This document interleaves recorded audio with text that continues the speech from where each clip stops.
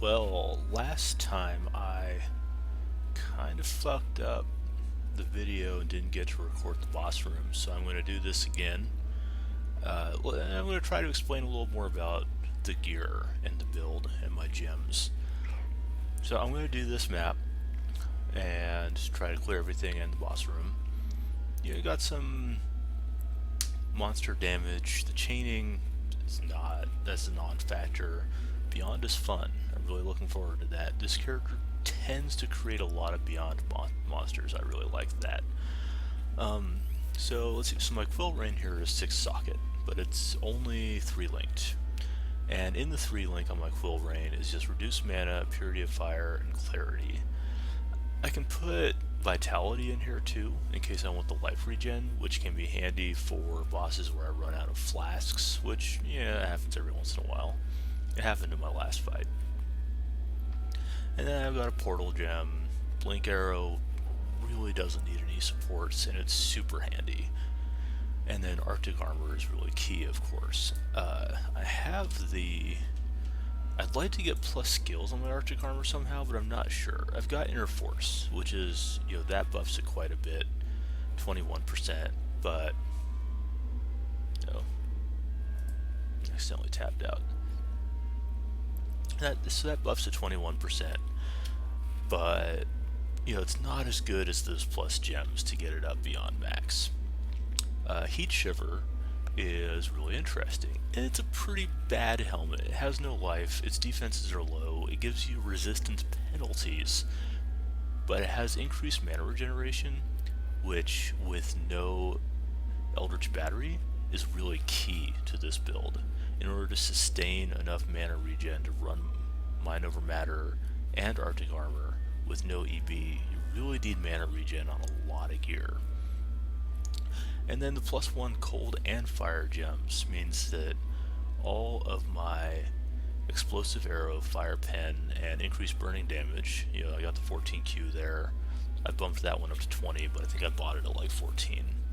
So all 3 of these gems get +1 gem level. The elemental proliferation gets +2 because it's got both the cold and the fire tag. So those it's really not that big of a bonus, but it just makes that proliferating radius quite large.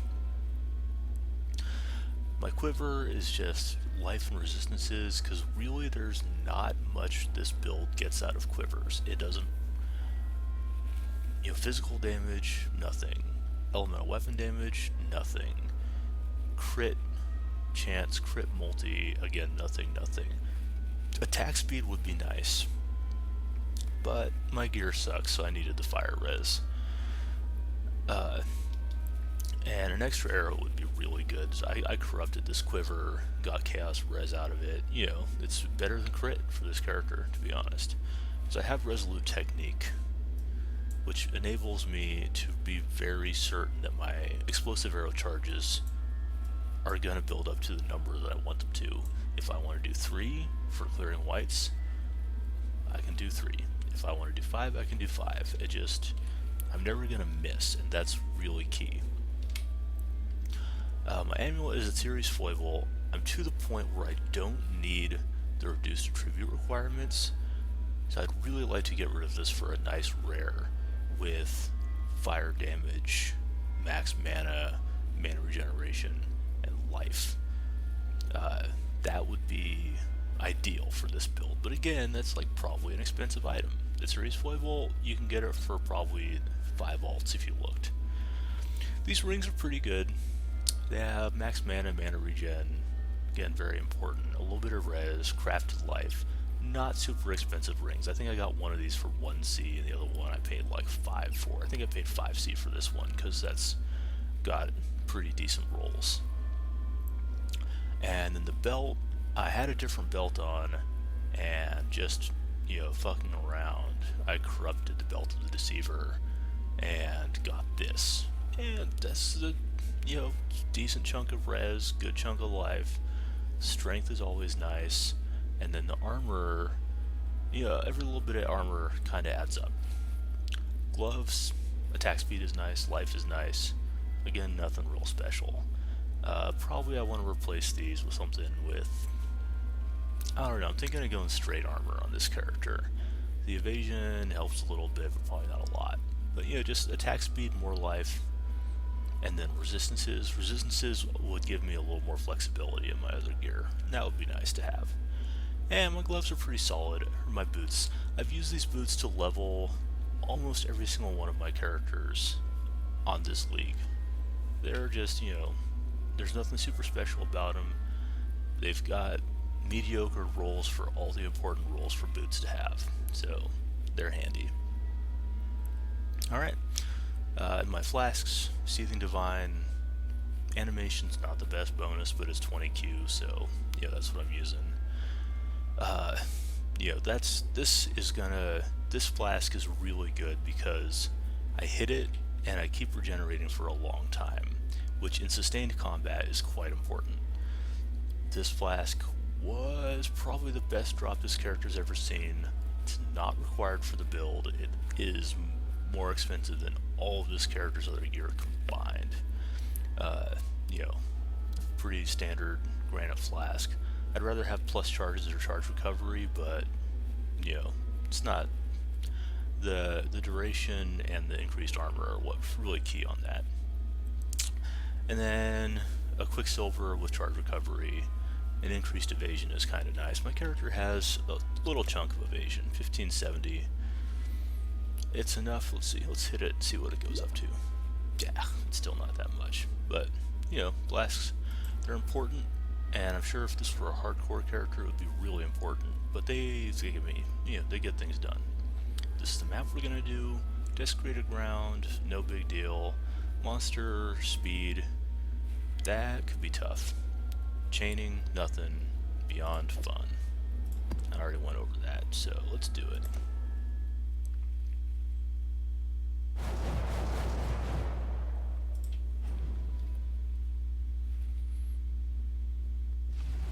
It's very important to remember to activate Arctic armor.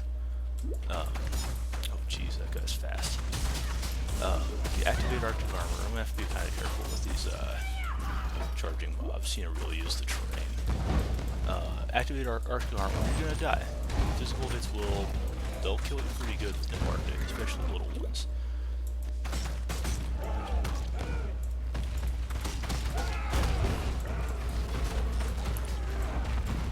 Again, that's a pretty standard move for me to just sort of like light some stuff on fire. You know, part of a way towards GCP, that's always nice.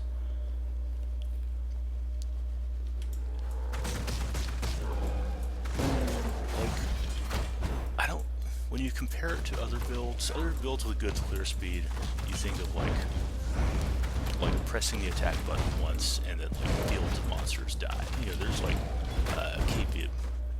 KV builds to do that definitely, and this build's not like that. So for this to get a good clear speed on this build, you really have to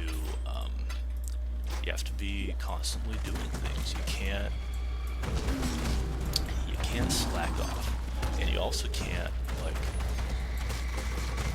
Oh, that's kind of dangerous. And you also can't focus on just one group at a time. You have to shoot a group of monsters, and then move on to another group of monsters. And then while you're killing the second group of monsters, the first group is probably dying pretty quick, actually. I think I want to just find the boss room and see if I can do the boss room to sort of prove myself. Because last time it wasn't that hard. It took me a little while, but I don't know, Map Prevail's a lot scarier than she used to be. So much more.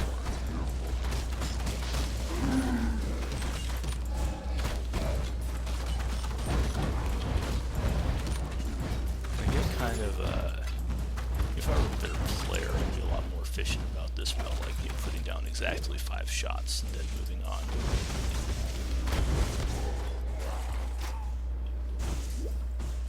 But yeah, I don't know.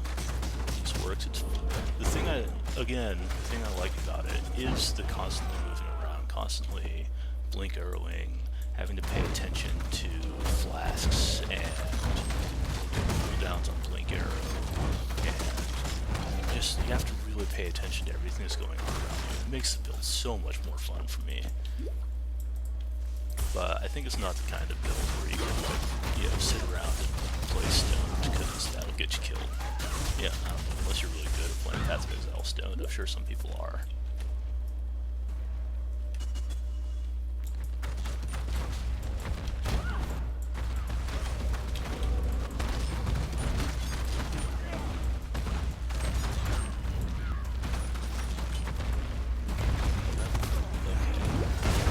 So it's really nice to get a prolif going, and then switch over to the concentrated effect explosive arrow because then you get that double whammy where you get the burning damage, and then you also get the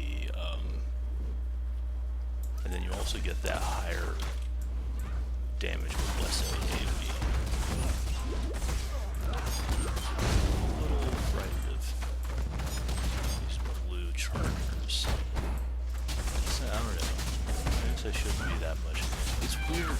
This character, like, I get jumped on by a bunch of leapers, which usually they do a lot of damage and are really scary, and I just don't take that much damage from them. You know, it's probably the combination of physical resistance from Cloak of Flame, and then, like, Mind Over Matter too. Then, I haven't gotten any melee numbers yet. That's a little disappointing. Some mob density in here is not quite good enough.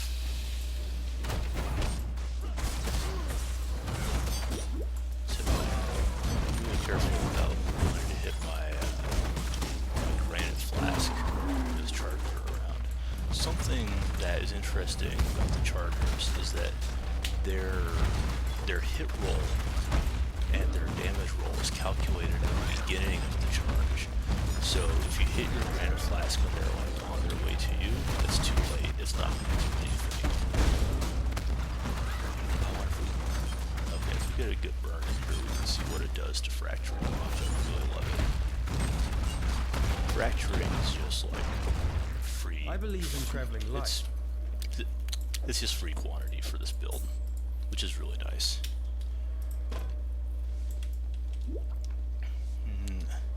I'm gonna wait to do Xana, because I want to get to the boss room and see if I can do it without dying with this way, exile. These mods. No, it's a time limit one. Those usually aren't too bad.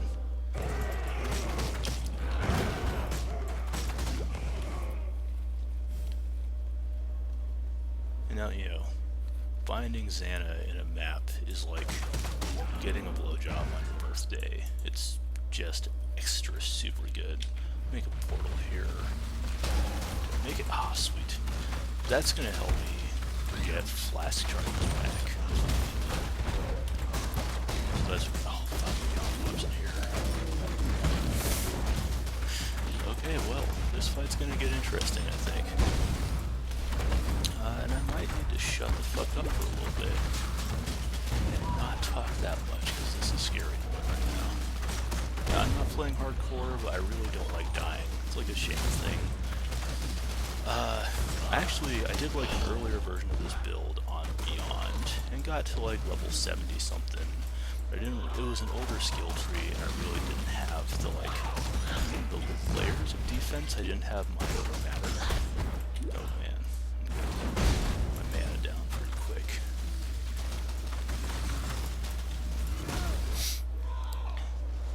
And I ended up dying to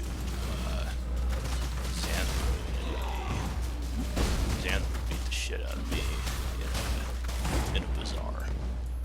And that was the end of that character.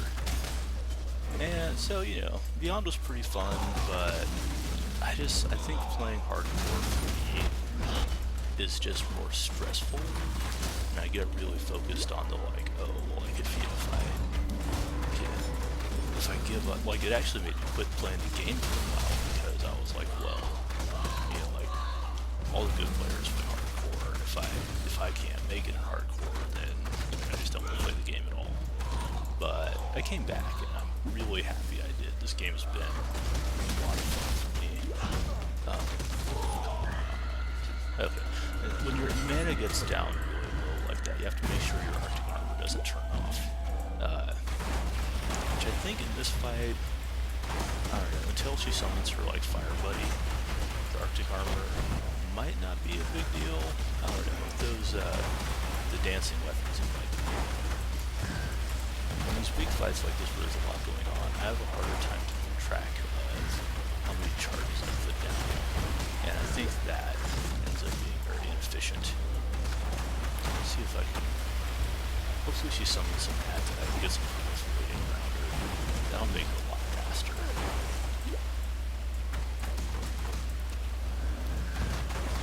Go back to town and put my cold flask in. It might be handy. So, I really want my long duration flask up right now. But so I mean, you know, like I run out of flask charges. I'm tough enough that I can sort of go for a while. Oh, nice. Let's get an instant hit.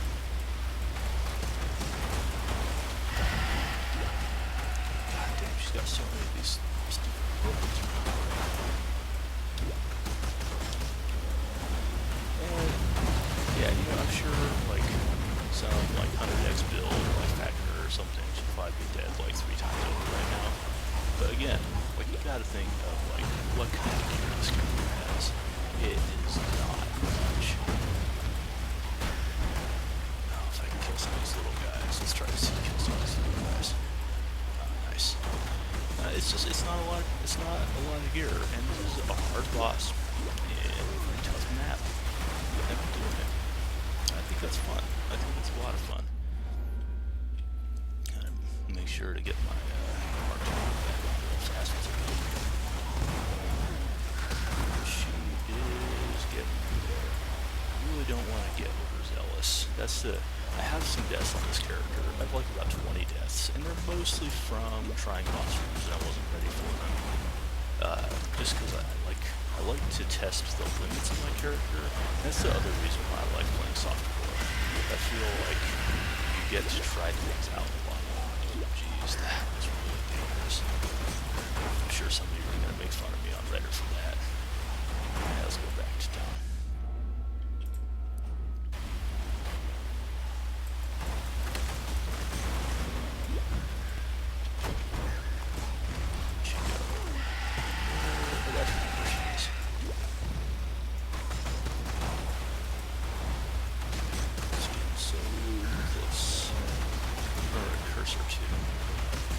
Curse is pretty key, I think.